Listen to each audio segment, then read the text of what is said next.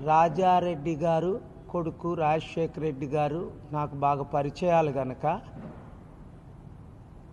వాళ్ళ ఆత్మతో నేను కమ్యూనికేట్ చేయడానికి ప్రయత్నించాను. అంటే రాజారెడ్డి గారు రాజశేఖర రెడ్డి గారు ఈరోజు బ్రతికుంటే షర్మిలాని ఏ విధంగా అడ్డుకునేవారు అన్న విషయం నాకు బయలుపడింది. రాజకీయాలు అంటేనే అతి దరిద్రం, మోస్ట్ కరప్షన్.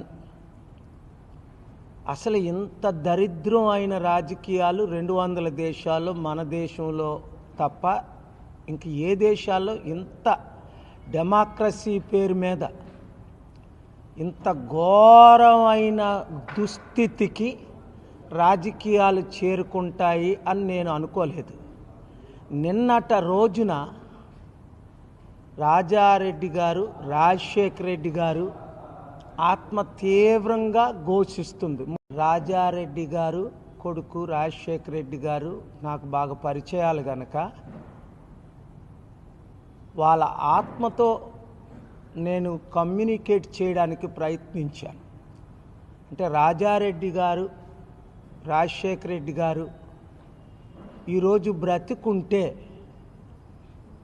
షర్మిలాని ఏ విధంగా అడ్డుకునేవారు అన్న విషయం నాకు బయలుపడింది.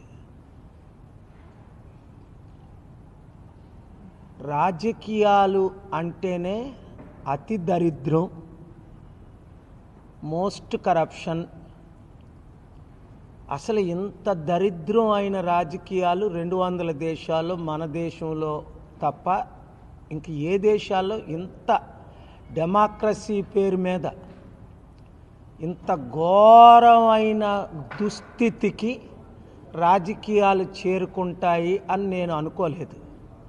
నిన్నట రోజున రాజారెడ్డి గారు రాజశేఖర రెడ్డి గారు ఆత్మ తీవ్రంగా ఘోషిస్తుంది.